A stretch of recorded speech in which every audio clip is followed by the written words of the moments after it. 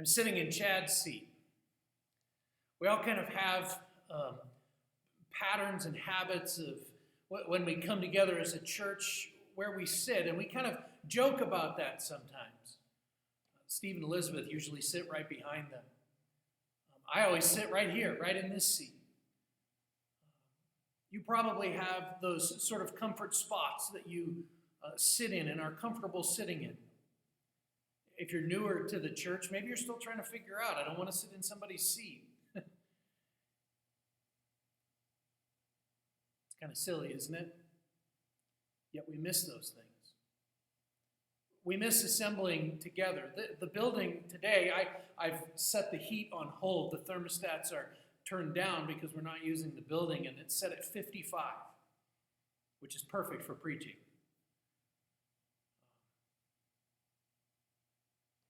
But I don't care if it's 70 in here next time we gather together, or 80, or whatever.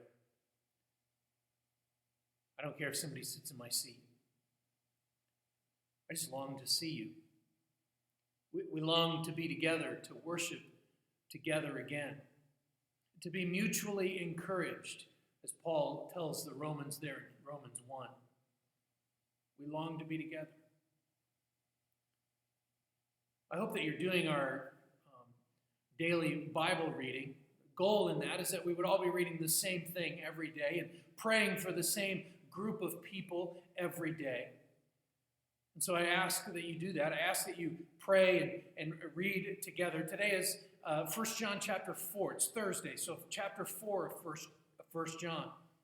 Tomorrow we'll finish 1 John, and then on Saturday you read the book of Jude. Sunday morning you'll turn on your sermon. You'll gather around your computer or TV to listen, and Pastor Ben will be preaching from Jude 1 through 4. About the importance of contending for the faith, of fighting for the faith. So in these days when we can't come together, when these chairs are sitting empty, the days when the thermostat is turned way down because nobody's in here, we still need to fight for the faith. We still need to contend for the faith once for all delivered to the saints. We need to contend really because of what John says in today's reading. In 1 John chapter 4, verse 10, he says this, "In this is love, not that we have loved God, but that he first loved us and sent his Son to be the propitiation for our sins, to pay the penalty for our sins and to take them away." We love God. We love Jesus Christ, but we do so, and we love one another, but we do so because he first loved us. Beloved, I long to see you again.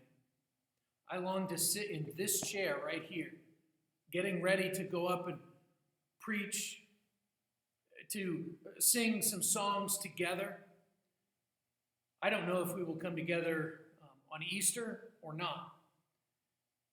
Whenever we do, it's going to be an Easter celebration.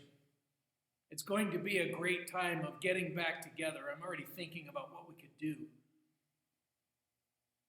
But in the meantime, fight for the faith in your own heart. Love one another. Love them by praying for one another. Love one another and love because in remembering he first loved us. So spend some time in his word. Because he took away our sins, that we might approach him. I long to see you, and soon we will. I just don't know how soon. Continue praying for one another.